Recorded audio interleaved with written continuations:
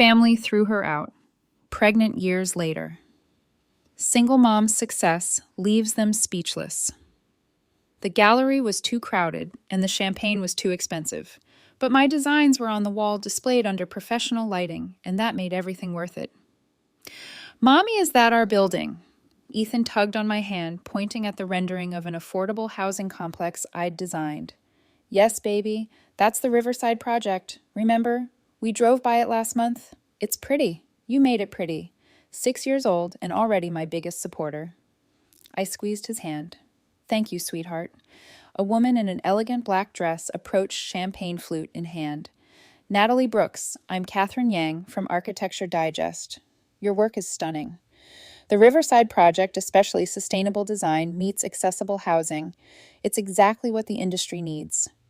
"Thank you. That means a lot. Would you be open to an interview? We're doing a feature on emerging architects making social impact." Emerging. After 6 years of grinding, I was still emerging, but I'd take it. I'd love that. We exchanged cards and she moved on to admire another piece. Ethan pulled on my hand again. "I'm hungry."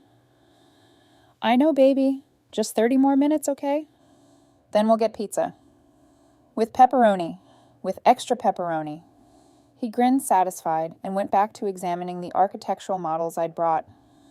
My son, the future architect, or astronaut, or professional video gamer. He changed his mind daily. I scanned the gallery, taking in the crowd. Mostly industry people, other architects, developers, design enthusiasts. A few potential clients, hopefully. This exhibition had cost me $3,000 I barely had, but exposure was worth it. A man stood in front of my largest piece, a mixed-use development concept I'd created on spec. Tall, dark suit, studying the design with intense focus. Something about his posture suggested authority, money. He turned, and our eyes met. Mid-30s, sharp features, the kind of confidence that came from never hearing no. He walked over. "Nathan Cross." He extended his hand. "Cross Development Corporation." My heart skipped. Cross Development was huge. $1 billion projects, international scope, not the kind of company that noticed architects like me. "Natalie Brooks, Brooks Architecture." "I know. I came here specifically to see your work." "You did." "Your Riverside project caught my attention. Sustainable, affordable, beautiful. Most architects sacrifice one for the other too. You managed all three." That was the goal. "I have a project, large-scale mixed-use development, residential commercial green space, $500 million budget. I need an architect who understands both vision and practicality, someone who can design for people, not just profit. $500 million. That was the kind of project that changed careers, changed lives. Mr. Cross, Nathan. Nathan. That's an incredible opportunity, but I'm a small firm, just me and 2 junior architects. A project that size requires vision, dedication, and talent, all of which you have. What you don't have yet is the platform. I'm offering you that platform." Ethan pulled on my hand again. "Mom, I really need to pee." Nathan looked down.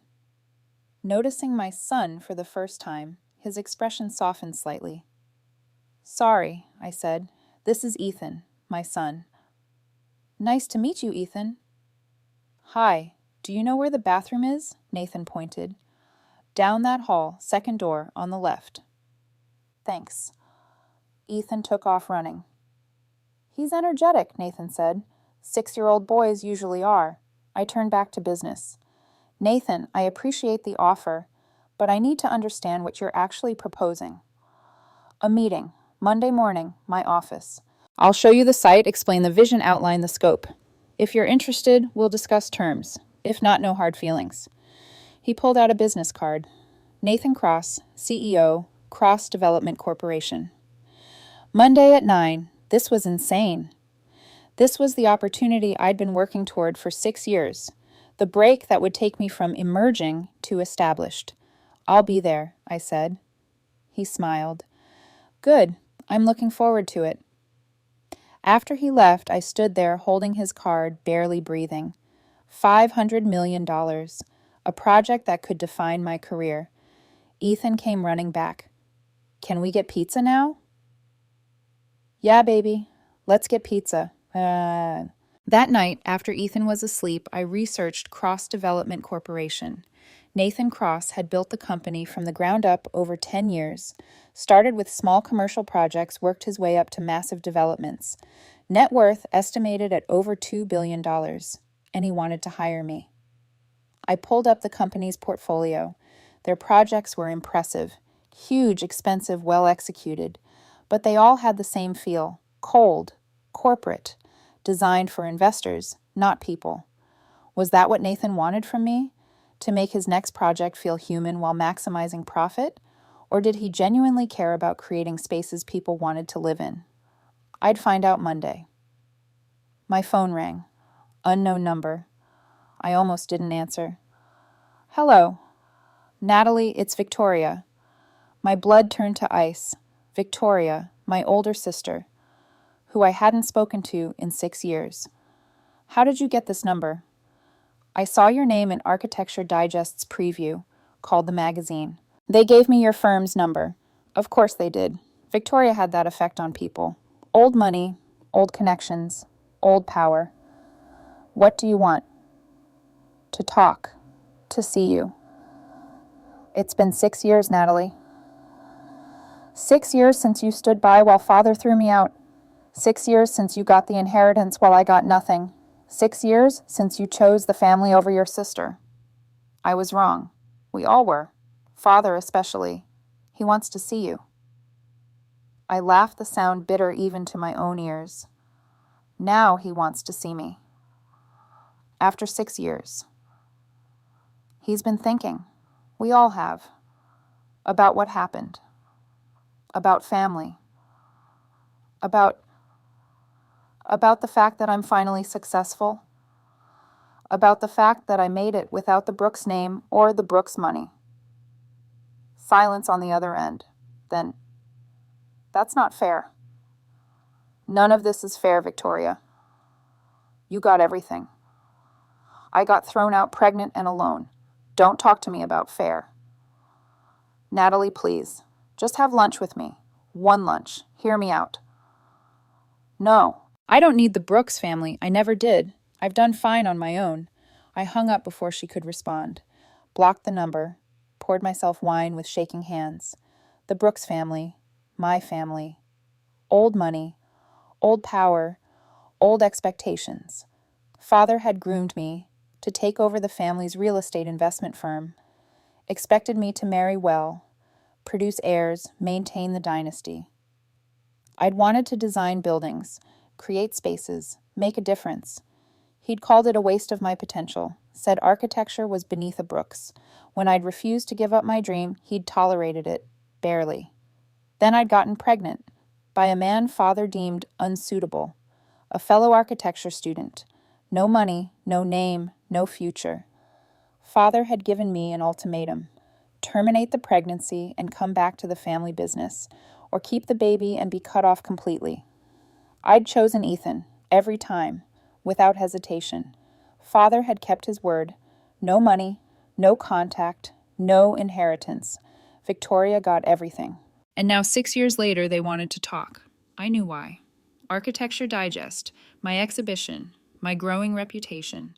They wanted back in because I might be useful now. Well, they could wait. I'd built my life without them, built my career without their connections, raised Ethan without their help. I didn't need them then. I didn't need them now. Monday morning arrived too quickly. I dropped Ethan at school, kissed him goodbye, and headed to Cross Development Corporation's headquarters. The building was impressive, 40 stories of steel and glass in the heart of downtown, the kind of building that made a statement. Nathan's office was on the top floor, floor-to-ceiling windows with a view of the entire city. Sleek furniture, modern art, the subtle display of wealth and power. He stood when I entered, gesturing to a sitting area. Natalie, thank you for coming. Thank you for the opportunity. Coffee water. Water would be great. His assistant brought water, and Nathan pulled up a presentation on a large monitor. The project is in the West Side District, 15 acres, currently a mix of abandoned warehouses and empty lots. High crime, low investment. The city wants revitalization. He showed me site photos. The area looked rough, neglected, forgotten. My vision is a mixed-use development. 500 residential units, 30% affordable housing. Ground floor retail for local businesses. Community center with free programs. Parks and green space. Solar power, green building materials, the works. He showed me concept sketches. Beautiful but generic. The kind of thing any competent architect could produce. The challenge, Nathan continued, is creating something that feels like a community, not a corporate development. Something residents will love, not just tolerate. That's where you come in. Why me? You could hire any major firm in the city. Because major firms would give me what I asked for. You'll give me what I need. I've seen your work. You understand how people live, how they move through spaces, how design affects daily life. That's rare. What's the timeline? Aggressive. 18 months from final design to groundbreaking. 3 years total to completion. 18 months. That was fast for a project this size. And the budget, $500 million total. Your design fee would be $5 million. $5 million. I tried to keep my expression neutral, but inside I was screaming. $5 million would change everything. Pay off my debts, expand my firm, give Ethan the future he deserved. What do you need from me? Preliminary designs. 3 concepts.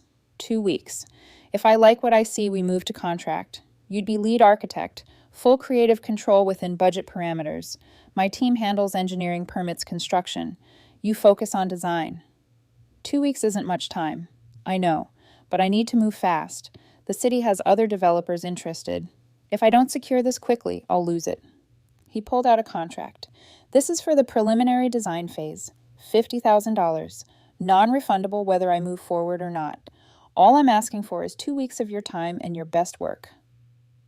$50,000 for 2 weeks. That alone would cover 3 months of expenses. I need to think about it. Take until end of day. But Natalie, I hope you say yes. I meant what I said. You're exactly who I need for this.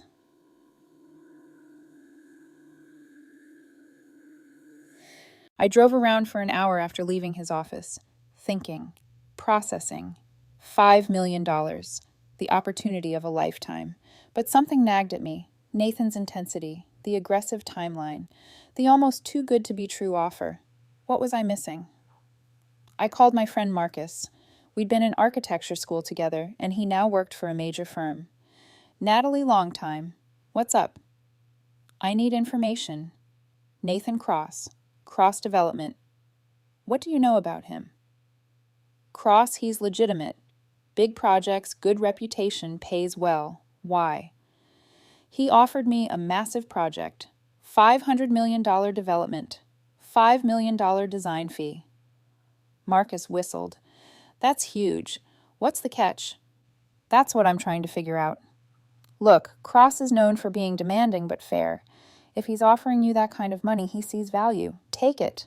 This could make your career. You think so? I know so. This is the break you've been waiting for. Don't overthink it. After we hung up, I sat in my car outside Ethan's school. Pickup was in 2 hours.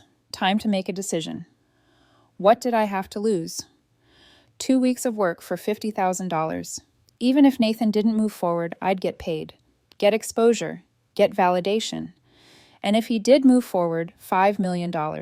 A project that would establish me as a serious architect. I called Nathan. I'm in. Send over the contract. Excellent. I'll have it to you by end of day. Natalie? Yeah. You won't regret this. I hoped he was right. The next 2 weeks were brutal. I worked 18-hour days, hired a babysitter for Ethan's after-school care, lived on coffee and takeout, barely slept. But the designs were good, really good. 3 distinct concepts, each capturing Nathan's vision while adding my own aesthetic. Community-focused, sustainable, beautiful. I presented them on a Friday afternoon. Nathan sat with his development team, 5 people in expensive suits, taking notes. I walked them through each concept, explained the vision, showed how design choices would affect resident experience, talked about sustainability features, cost considerations, timeline implications. Nathan's face was unreadable throughout. His team asked smart questions. I answered confidently. When I finished, silence filled the conference room. "Well," I said. Nathan stood. "These are exceptional. Better than I hoped. We're moving forward. My lawyer will send the full contract Monday. Pending your approval, you'll start immediately." Relief flooded through me. "Thank you. You won't regret this." "I know I won't." His team filed out. Nathan walked me to the elevator. "Seriously, Natalie, this is exactly what I needed. You have a gift." "Thank you. And Nathan?" "Thank you for taking a chance on me. Sometimes the best chances are on people everyone else overlooks." The elevator arrived. As I stepped in, he said, "One more thing. There's a gala next month, industry event. Would you be interested in attending as my guest? Good networking opportunity." A gala. With Nathan Cross. That would raise eyebrows. People would talk. But he was right. Networking was part of the business. "Sure, I'd like that." "Great. I'll send details." On the drive home, I called Ethan's babysitter to let her know I'd be late picking him up. Then I sat in traffic, letting myself feel it. I'd done it. Landed the biggest project of my career. $5 million. Recognition. Success. Without the Brooks name. Without my family's money. Without anyone's help. I'd proven I didn't need them. Then my phone rang. My sister Victoria. Again. Different number.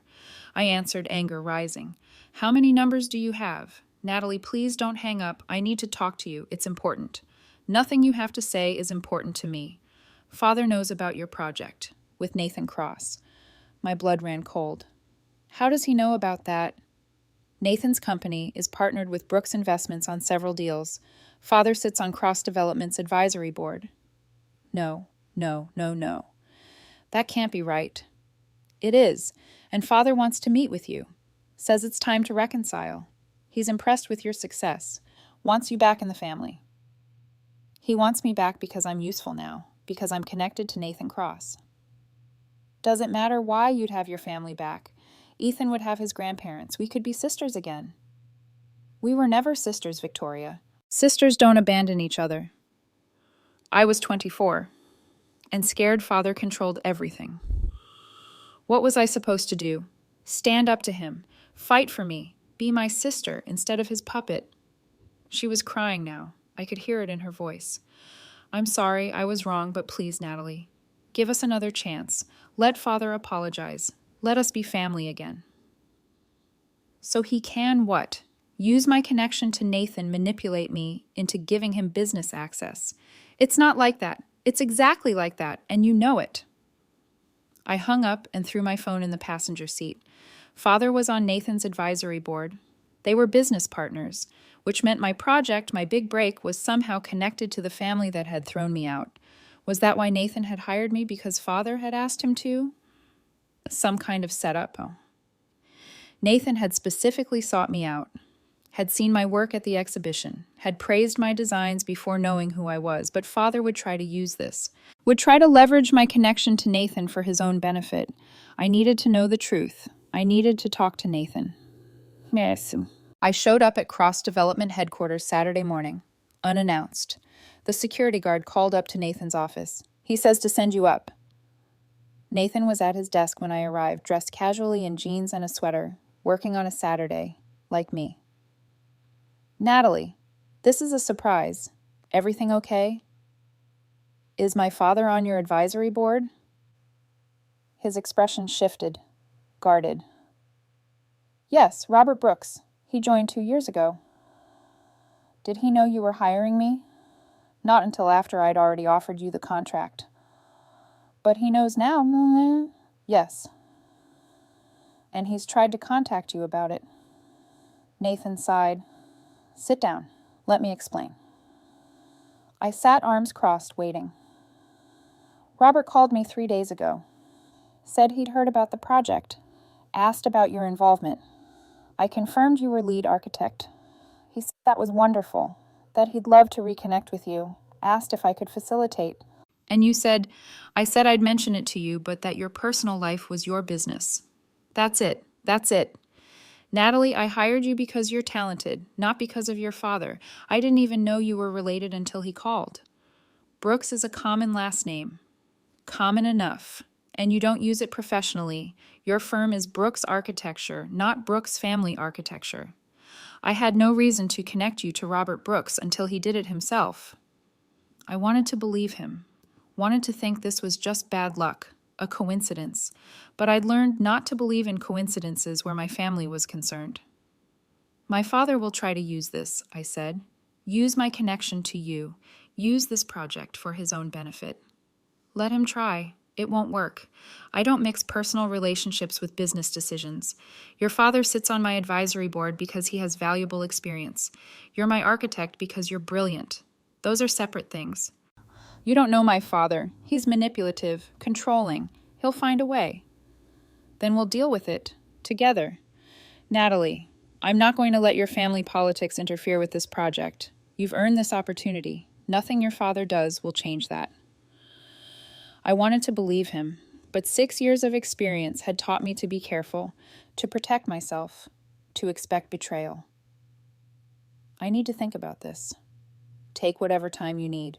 But Natalie, don't walk away from this opportunity because of your father. Don't let him take this from you. He was right. Walking away would be letting father win, would be proving I still needed his approval, his permission. I'd worked too hard to let that happen. I'm not walking away, I said, but I need you to understand. My family is complicated. Toxic, actually. If they try to involve themselves in this project, I need to know you'll have my back. I will. I promise. Promises were dangerous things. But sometimes you had to trust people. Okay, I said. Then let's build something incredible. Nathan smiled. That's the plan. Yes. The following week, the contract arrived. I read every word. Hired a lawyer to review it. Everything was as Nathan had promised. $5 million, full creative control, standard terms. I signed it. That evening, I took Ethan out for dinner at his favorite restaurant. He ordered chicken fingers and fries like always, chattered about school and soccer and his friend Tyler, who could burp the alphabet. Mom, are you happy? He asked suddenly. Very happy, baby. Why?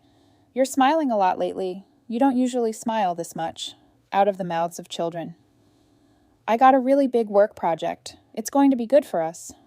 Will we get a bigger apartment? Maybe. Would you like that? Only if we can bring all my toys. All your toys, I promise. After dinner, we walked through the park near our apartment. Ethan ran ahead, climbing on playground equipment, even though he was getting too big for it. My phone rang. Victoria again.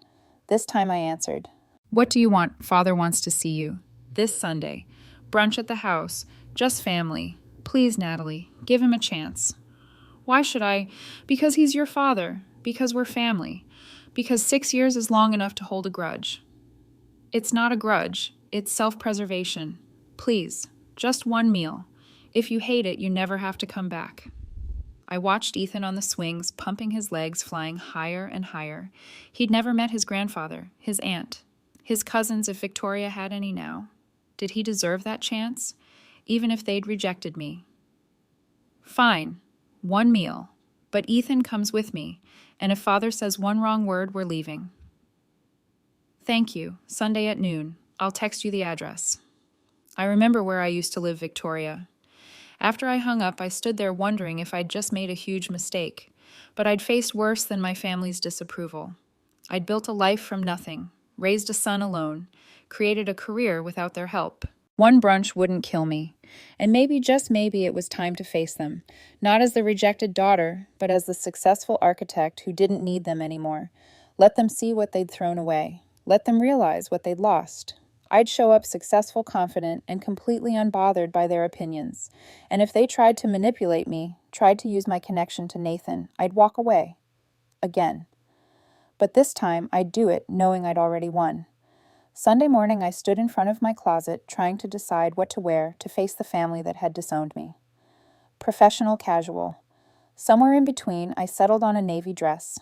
Simple, elegant, expensive enough to show I'd done well for myself, not trying too hard, but definitely making a statement.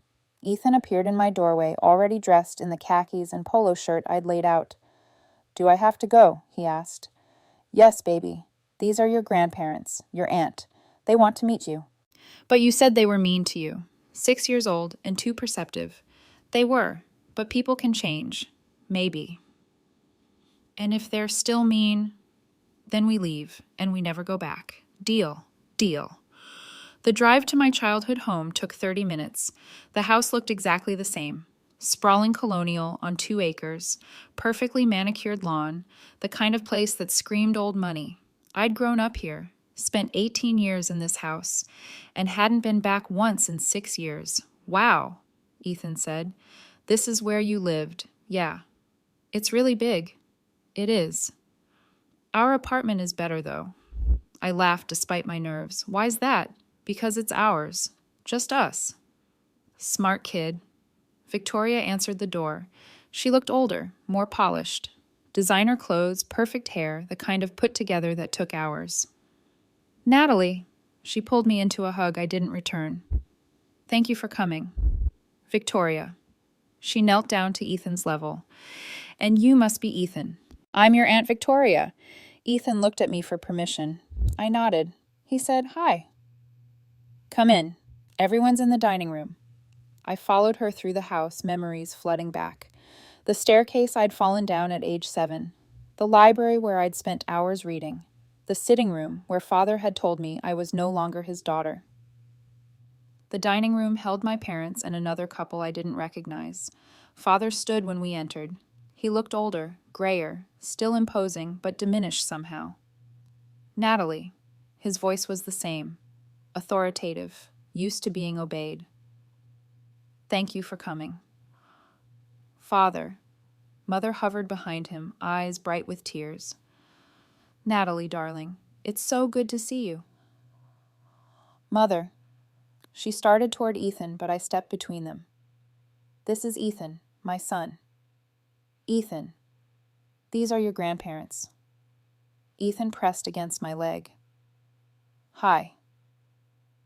"Hello, young man," Father said. "I'm your grandfather." The other couple approached. The man extended his hand. "Natalie, I'm Richard Chen. This is my wife, Victoria." Victoria, my sister, smiled. "Richard is my husband. We married 2 years ago." Richard Chen. The name sounded familiar, but I couldn't place it.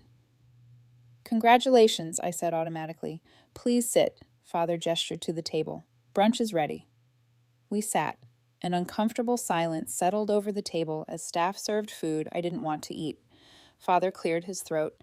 "Natalie, I asked you here because it's time we address the past. What happened 6 years ago, I was wrong. I let my pride and my expectations cloud my judgment.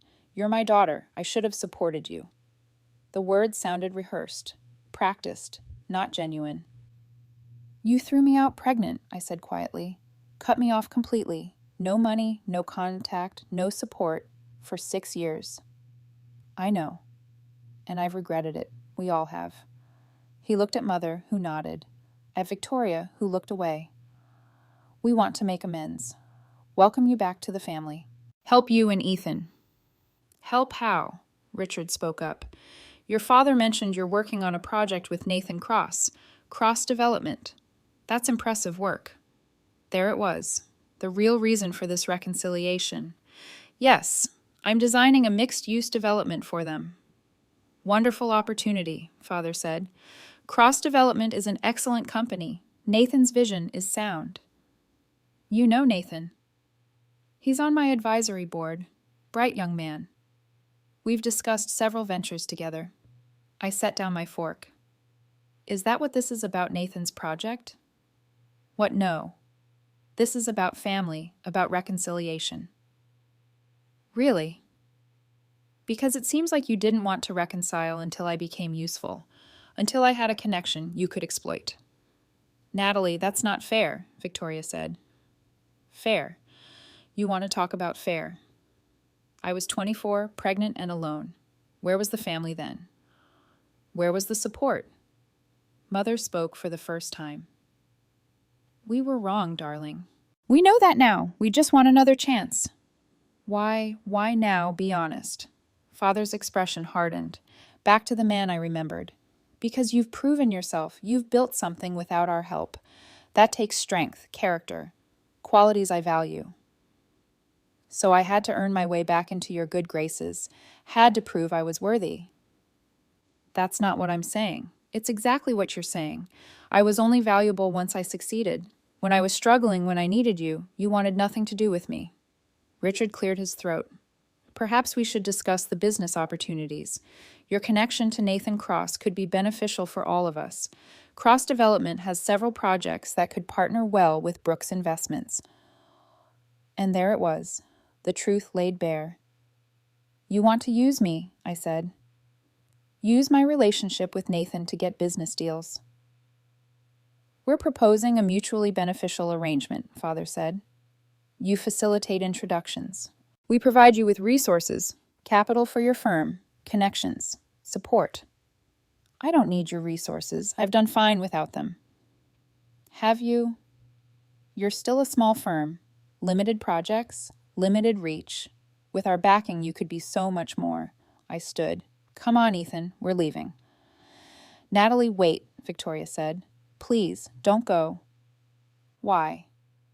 So you can keep pretending this is about family when it's really about business. Father stood too. Sit down. We're not finished.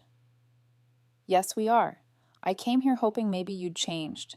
Maybe you genuinely wanted to reconnect. But this is exactly what I expected. You only care about me when I'm useful to you. You're being dramatic. We're offering you an opportunity to be exploited, to let you manipulate my professional relationships for your gain. No, thank you. Mother was crying now. Natalie, please. We love you. We want you in our lives. No, you don't. You want what I can give you. There's a difference. I took Ethan's hand. He looked scared, confused. I squeezed his hand reassuringly. Thank you for brunch. Don't contact me again. Victoria followed us to the door. Natalie, wait. Please, I'm not part of this. I really do want my sister back. Are you? Because you're married to Richard Chen, who clearly has business interests in this reconciliation. I didn't know. I mean, Richard mentioned it might be good for business, but I thought, you thought wrong, or you knew exactly what this was and went along with it. That's not fair. None of this is fair, but I'm done caring. I left before she could respond. Got Ethan buckled in the car, drove away from that house, that family, that life I'd left behind. Ethan was quiet for a long time. Then, they weren't very nice. No, baby, they weren't. Are we going back? No, never. Good. I like our family better, just you and me. Me too, sweetheart. Me too. Monday morning, I showed up at Nathan's office unannounced. Again. His assistant tried to stop me, but I walked right past her. Nathan looked up from his computer, surprised. Natalie, what's wrong? Did you know what, about my father's plan, about using me to get business access to you? He sighed and closed his laptop. Sit down. Let me explain. I'm done with explanations. I need the truth. Did you hire me because my father asked you to? No, absolutely not. I hired you because you're talented. But he tried to use it. Tried to leverage my connection to you. Yes. He called me Saturday night. After your brunch, I assume. Said we should discuss mutually beneficial opportunities. That his daughter's involvement in my project opened interesting doors. My stomach dropped. What did you say? I told him I don't mix business with advisory board relationships, that my projects are separate from Brooks Investments, that any attempt to manipulate the situation would result in his immediate removal from my advisory board. I stared at him. You threatened to remove him. I didn't threaten. I stated facts. Robert needs to understand boundaries, and that I won't tolerate him using his position to manipulate you. Why would you do that? He's been on your advisory board for years. He has valuable connections. Because it's the right thing to do, and because, Natalie, you're more valuable to me than any connection he could provide. The words hung in the air between us. I'm your architect, that's all. Are you? He walked around his desk. Because I think we both know this is becoming more than a professional relationship. My heart was racing. Nathan. I've wanted to say something for weeks, but it seemed inappropriate. You're working on my project. There's a power dynamic, but your father's manipulation forced my hand. So I'm saying it now. I'm interested in you. Not just as an architect, as a person. I didn't know what to say. Nathan Cross, billionaire CEO, was interested in me, romantically. This is complicated, I said. I know, and if you're not interested, we'll keep things professional. No awkwardness, no pressure. But if you are interested, even a little, I'd like to explore that. After the project is done, of course. I won't compromise your professional position. I have a son. I have complications. I have a family that will try to use any relationship I have for their own gain. I know, and I don't care. Well, I care about Ethan. I'd like to know him better if you'd allow that. But the rest, your family's drama. We'll handle it together. You barely know me. I know you're talented, dedicated, and fiercely protective of your son. I know you've built something from nothing. I know you don't compromise your values for anyone. That's enough. I looked at him. This man who'd given me the opportunity of a lifetime. Who'd stood up to my father, who was now saying he wanted more. I need time, I said, to think, to figure out what I want. Take all the time you need. But Natalie, don't let your father's manipulation affect your decision. Whatever you feel about me, good or bad, that should be about us, not about him. He was right. Again. Okay, I said. I'll think about it. No. That week I threw myself into work. Design revisions, material selections, budget meetings, anything to avoid thinking about Nathan's confession. But it was always there, in every meeting, every email, every professional interaction that carried a hint of something more. Did I have feelings for him? Maybe. Probably. But acting on them seemed dangerous, risky, and I'd sworn off risky when Ethan was born. Friday afternoon, my junior architect, Tom, knocked on my office door. Natalie, there's someone here to see you. Says she's your sister. Victoria, of course. Tell her I'm busy. I did. She says she'll wait. I sighed. Fine. Send her in. Victoria entered my small office, looking out of place in her designer clothes. She glanced around, taking in the cramped space, the makeshift furniture, the controlled chaos. Nice office, she said. What do you want, Victoria? To apologize. Really apologize. Not the rehearsed thing from Sunday. I waited. I didn't know Richard had business motivations for the reconciliation. He told me father wanted to make amends. I believed him. I wanted to believe him because I missed you. And now?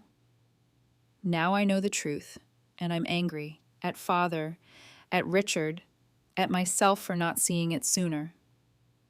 She sat down uninvited. Tears streamed down her face. Real tears, not the performed emotion from Sunday. I've thought about you every day for 6 years, she said. Wondered how you were, if you were okay, if Ethan was healthy. I wanted to reach out so many times, but I was scared. Of father. Of father, of his disapproval, of losing my inheritance. I was weak, Natalie. I chose money over my sister. I'll regret that for the rest of my life. Why are you telling me this now? Because I'm leaving Richard. The marriage was a mistake. Father arranged it. Richard's family has connections father wanted. I went along with it because that's what I do. I go along with things. Victoria. I'm not asking you to forgive me or to be my sister again. I just needed you to know I'm sorry. Truly, deeply sorry. You deserve better. Ethan deserved better. I failed you both. She stood to leave. I should have let her go, should have maintained my boundaries, but something in her face, genuine remorse, made me stop her. Victoria, she turned. I appreciate the apology, and I'm sorry your marriage didn't work out, but I need time. I need to know this is real, that you're not just going to disappear back into father's orbit when things get hard. I understand. Take all the time you need. But Natalie, for what it's worth, I'm proud of you. What you've built, who you've become. You did all of this without us. That's incredible. After she left, I sat at my desk for a long time, thinking about family, about forgiveness, about second chances. Victoria had chosen wrong, repeatedly. But she was trying now, trying to make amends. Did that matter? Could people really change? I didn't know. But maybe I could give her the chance to prove it, slowly, carefully, with firm boundaries.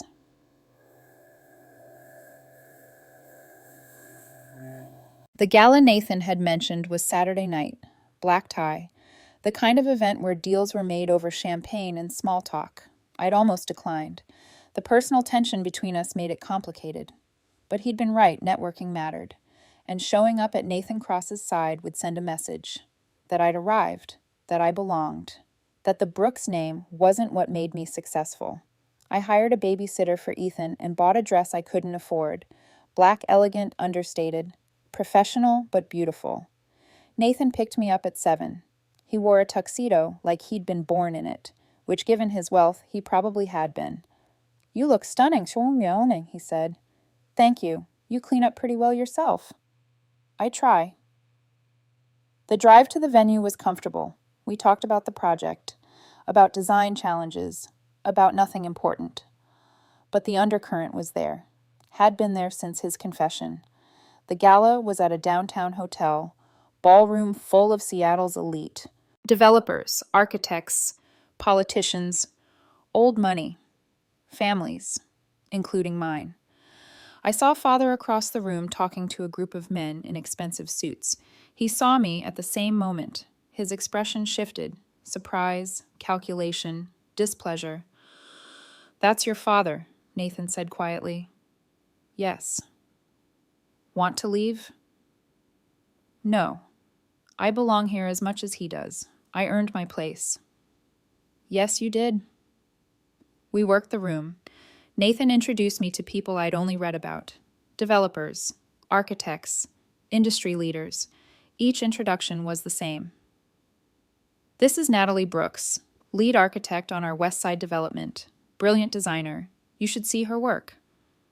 Not my architect or working for me. Peer-level introductions, equal recognition.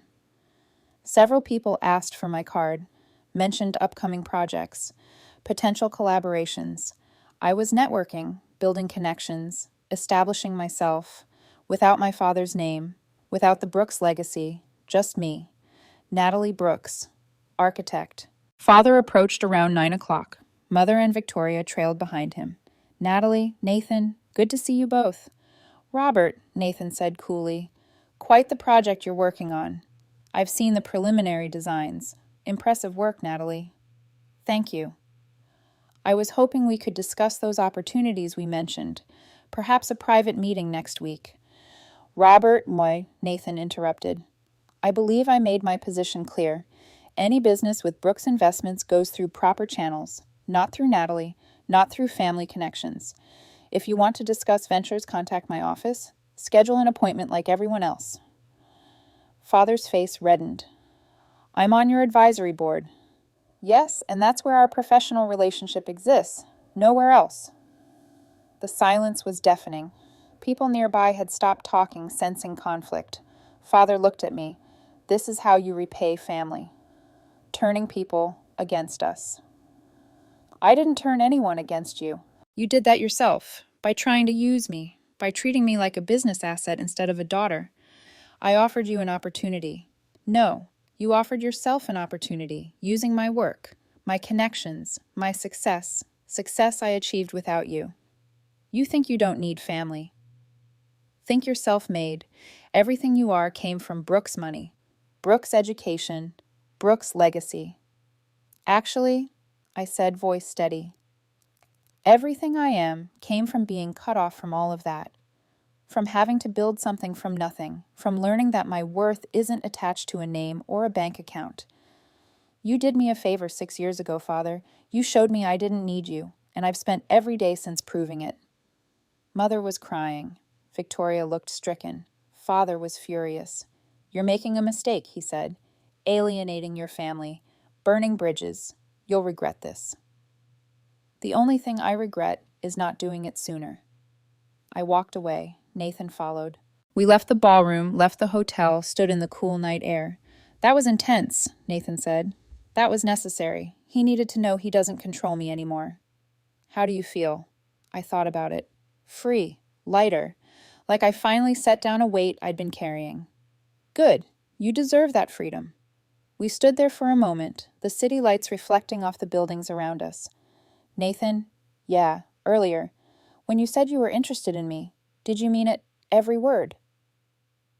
I have feelings for you too, but I'm scared. Scared of mixing personal and professional. Scared of getting hurt. Scared of choosing wrong again.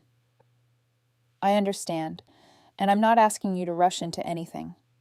But Natalie, I think what we have could be something special, if you're willing to take the chance. I thought about Ethan's father, how I'd rushed into that relationship, how it had ended with me alone and pregnant. But Nathan wasn't him. Nathan had proven himself, shown up, respected my boundaries. Okay, I said.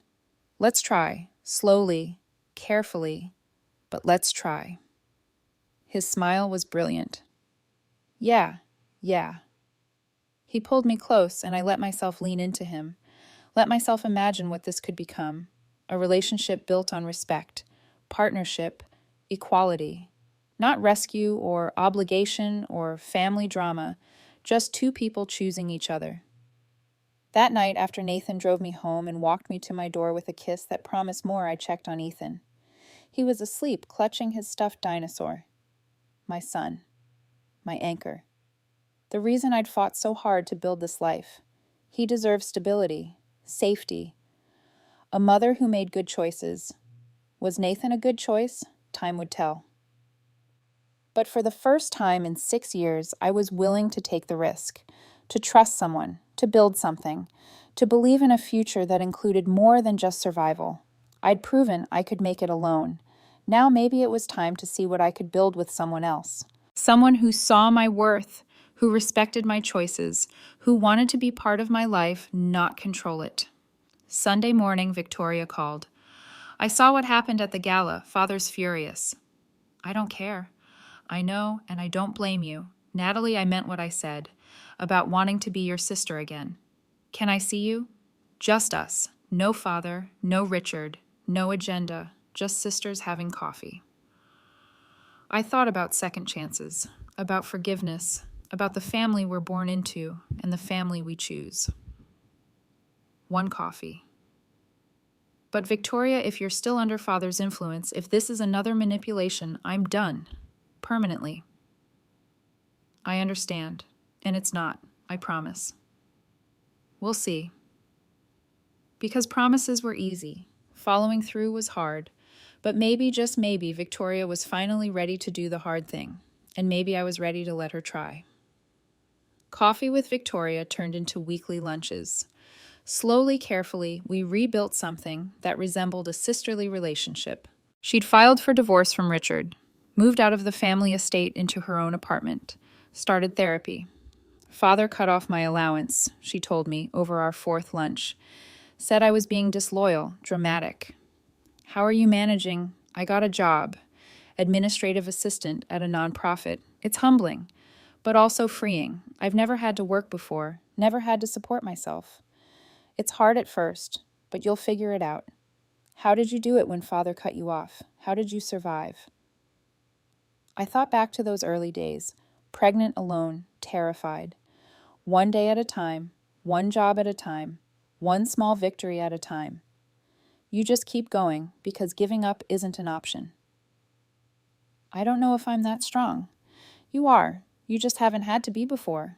Over the months, I watched Victoria transform. She'd always been Father's perfect daughter, obedient, polished, controlled.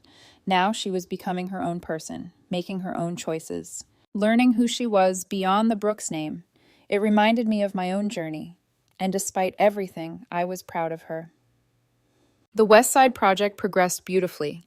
Nathan's team was efficient, professional, supportive. My designs were being implemented exactly as envisioned. We were on schedule, under budget, creating something meaningful. And Nathan and I were building something too. Something that started professional and was becoming deeply personal. He came to Ethan's soccer games, brought donuts on Saturday mornings, sat with us for movie nights, integrated into our life so seamlessly it felt natural. Ethan adored him.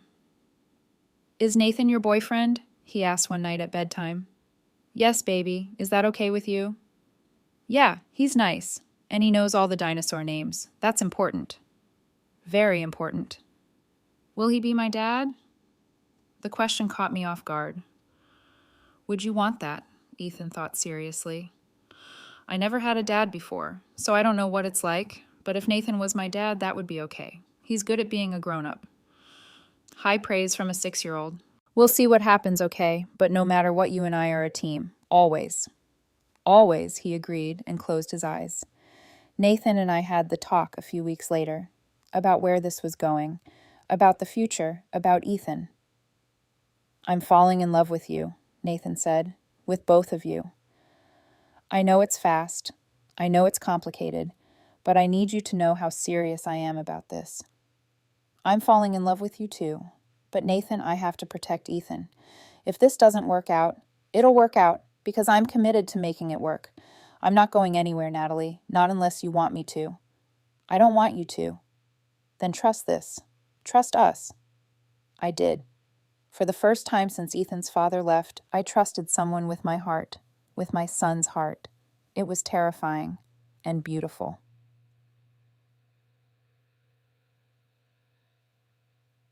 6 months into the project, the city held a public hearing about the development. Community input, concerns, questions. The meeting room was packed. Residents, activists, business owners. My father sat in the back row. I saw him immediately, felt his presence like a weight. Nathan and I presented the plans, showed renderings, explained the vision: 30% affordable housing, green spaces, community programs, local business support. The response was mostly positive. A few concerns about construction impact, traffic, gentrification. Valid concerns we addressed thoughtfully. Then Father stood. "I have a question about the project leadership."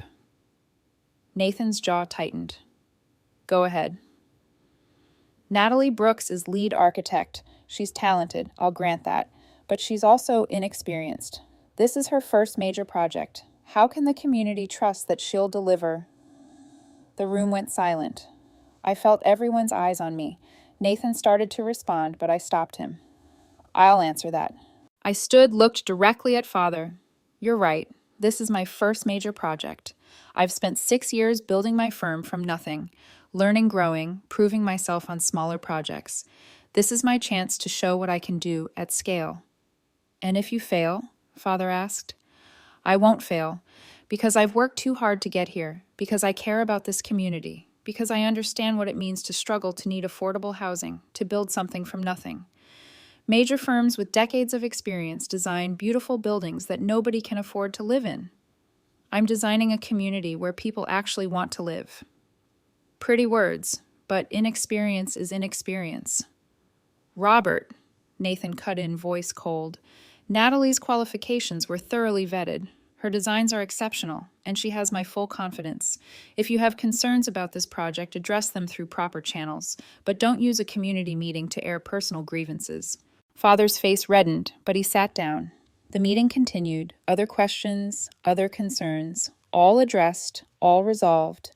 Afterward, as people filtered out, Father approached. That was quite a performance.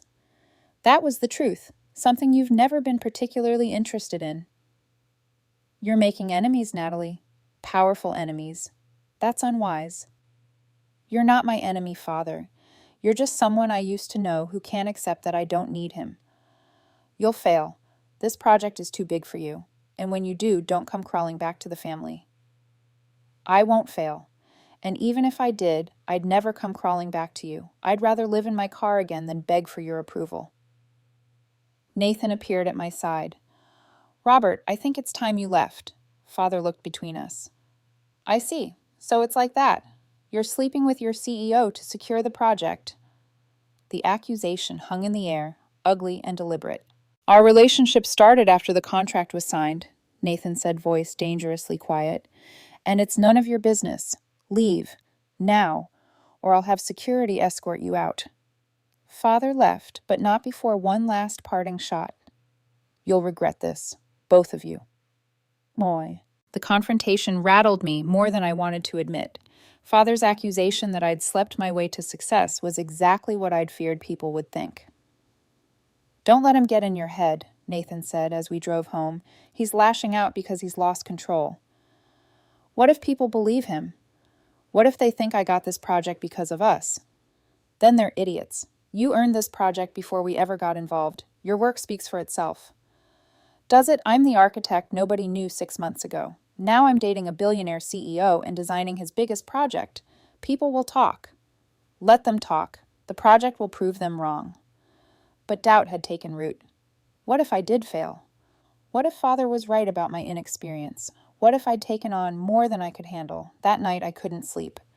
Got up at 2 a.m. and went through the designs again, looking for flaws, problems, anything that would validate Father's criticism. Nathan found me at 3, hunched over my laptop. Come to bed. I can't. I need to make sure everything's perfect. It is perfect. You're second-guessing yourself because of what Robert said. What if he's right? What if I fail? Nathan sat beside me. You might. Failure is always possible, but Natalie, you've done everything right. Thoughtful design, community input, realistic budgets. You've built something incredible. Don't let your father's bitterness make you doubt that. I'm scared. I know. But you're also brave and talented and the strongest person I've ever met. Trust yourself. I leaned against him, exhausted. What if people think what Father implied, that I'm with you for professional gain? Then they don't know you. Anyone who does knows you'd never compromise your integrity that way. You have a lot of faith in me, because you've earned it. The project moved forward despite Father's interference. Construction began in November. I was on site weekly, ensuring quality, addressing problems, working with contractors. Victoria started coming to site visits. She'd always been interested in design, but Father had pushed her toward business. Now, freed from his expectations, she was exploring architecture. Could I do this? Yene, she asked one afternoon as we toured the construction site. Go back to school, study architecture. You're 32, it's not too late. But I'd be so far behind. You started at 18, Hill. And I'm just now getting my big break at 30. Everyone's timeline is different. I wasted so much time being what Father wanted. Then don't waste more time regretting it. If you want to study architecture, study architecture. She did. Enrolled in community college architecture classes. Started part-time. Found she loved it. Thank you, she told me months later, for believing I could do this. You're my sister, of course I believe in you. It was the first time I'd said it out loud. You're my sister, and meant it. Victoria cried, hugged me tight. I missed you so much. I missed you too. Family, I was learning, wasn't just who you were born to. It was who showed up, who did the work, who chose you repeatedly. Victoria was finally choosing me.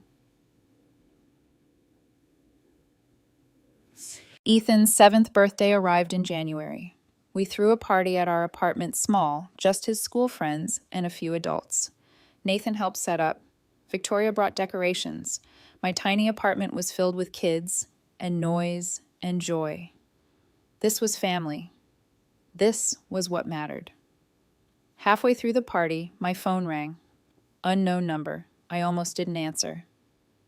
Hello? Natalie, this is Margaret Brooks, your grandmother. I stepped into my bedroom, closing the door against the noise. Grandmother. Yes, dear, I'm sorry to call out of the blue, but I heard about everything that's happened between you and your father. I wanted to reach out. I'm surprised you have my number. Victoria gave it to me. She's been keeping me updated on your life, on Ethan. I'm sorry I haven't been part of it. You sided with Father when he cut me off. I did, and I was wrong. I'm 92 years old, Natalie. I don't have time to hold grudges or maintain pride. I'd like to meet my great-grandson, as if you'd allow it. I thought about it. Grandmother had always been kinder than father, but she'd never stood up to him either. Why now? Because I'm dying, dear. Cancer. 6 months, maybe less. And I don't want to die without knowing you, without meeting Ethan. Please, give an old woman a chance to make amends. Dying. My grandmother was dying. I'll think about it. That's all I ask. Victoria has my number. Call any time. After she hung up, I sat on my bed processing. Another family member wanting back in. Another chance to get hurt. But this felt different.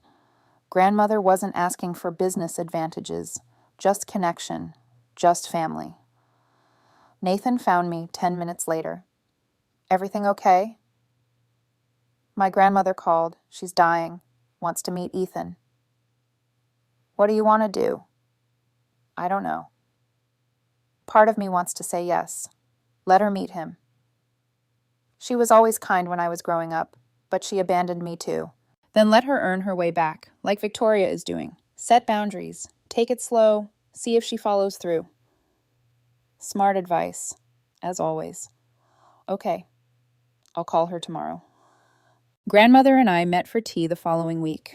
She looked frail, older than 92 should look, but her eyes were sharp, kind. Thank you for coming, she said. You said you were dying. I am. Pancreatic cancer. Stage 4. I have maybe 4 months. I'm sorry. Don't be. I've lived a long life, made mistakes, hurt people I loved. I want to fix what I can before I go. Why didn't you stand up for me when Father cut me off? She was quiet for a moment. Because I was a coward. Because your father has always been strong-willed, and I learned long ago to pick my battles. But I should have fought for you. Should have told him he was wrong. I regret that deeply.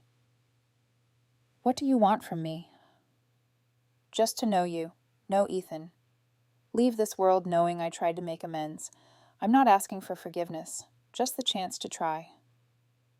Her honesty disarmed me. I can't promise anything. I know. But I'm hoping you'll let me try. I did. Brought Ethan to visit her the following weekend. Watched him climb onto her lap, show her his drawings, tell her about school. She listened with genuine interest, asked questions, laughed at his jokes. This was what grandparents were supposed to be. Loving, present, interested. He's wonderful, she said after Ethan ran off to explore her garden. You've done an amazing job with him. Thank you. Your father was wrong. About everything. You didn't need the Brooks name. You were always strong enough on your own. I wish he could see that. He does. That's why he's so angry. You proved you didn't need him. That's his worst fear, being irrelevant. Over the next months, grandmother became part of our lives. Weekly visits, phone calls, birthday cards. She attended Ethan's soccer games when she felt strong enough, sent encouraging texts about my project. She was doing the work, showing up, being family. In March, she deteriorated rapidly. Hospice moved into her home. I visited daily, bringing Ethan when she felt strong enough. I'm glad I got to know you, she said one afternoon. Both of you. It makes leaving easier knowing you're okay. I'm glad too. Natalie, I'm leaving you something.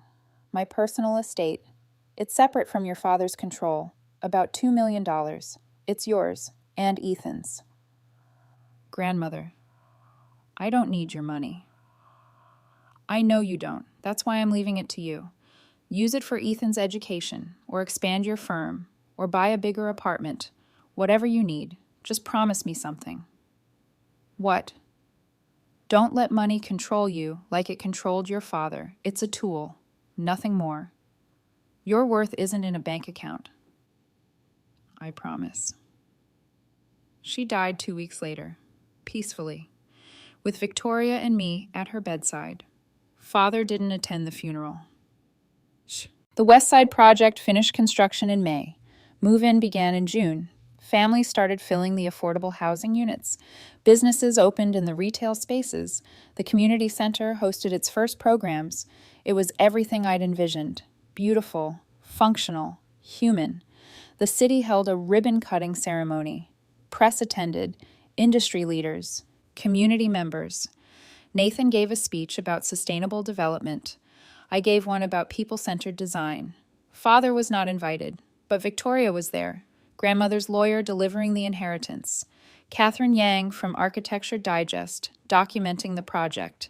My firm had expanded. I'd hired 3 more architects, 2 planners, a business manager. We'd moved into a real office space, started getting inquiries about new projects.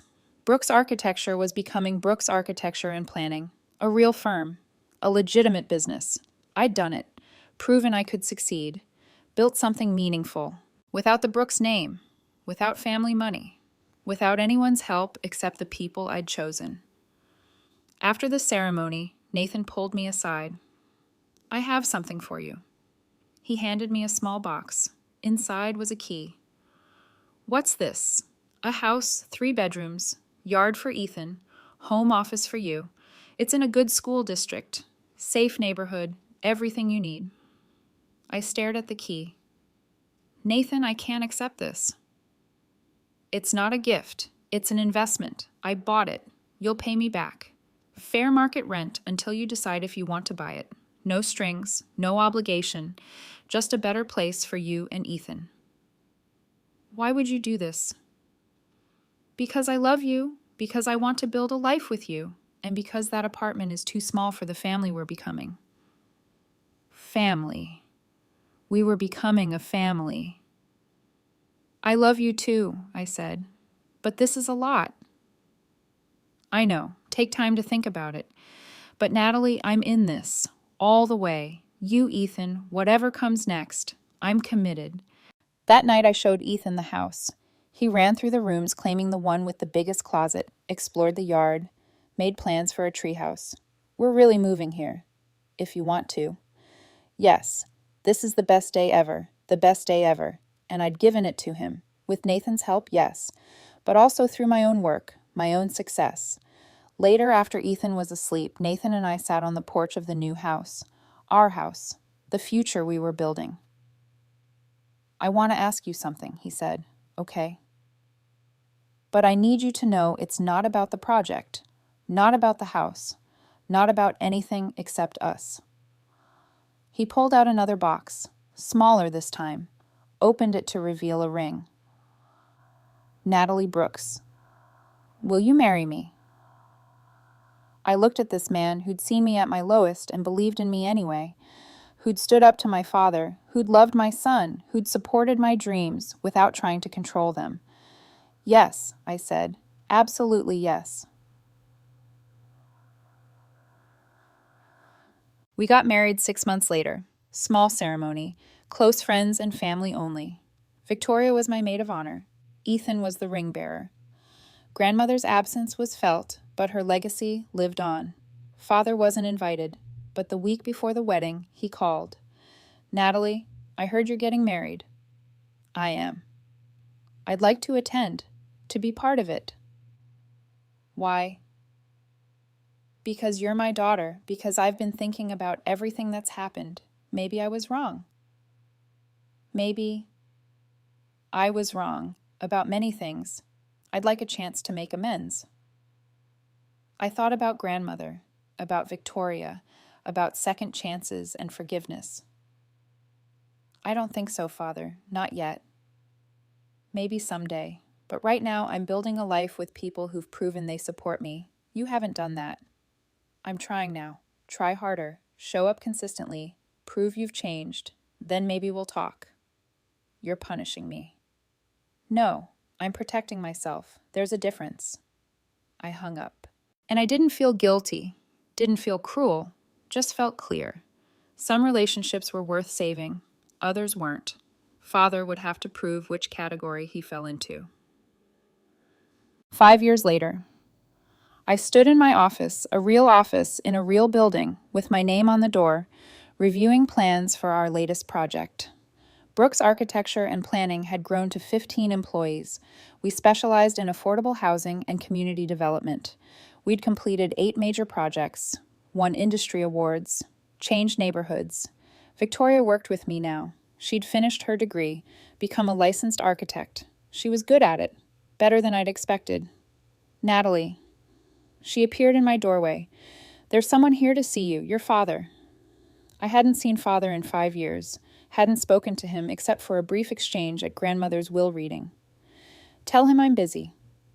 He said he expected that, said he'll wait as long as it takes.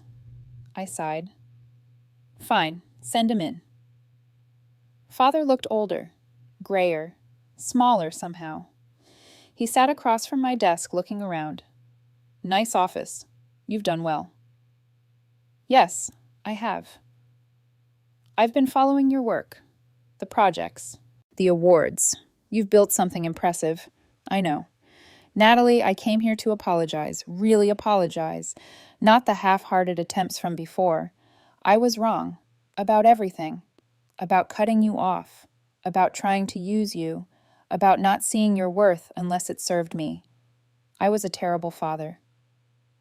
Yes, you were. I don't expect forgiveness, but I wanted you to know I'm proud of you, what you've built, who you've become. You didn't need the Brooks name. You were always strong enough without it. The words were almost identical to grandmother's, but coming from father, they hit differently. Why now? After 5 years. Because Victoria moved out. Your mother and I separated.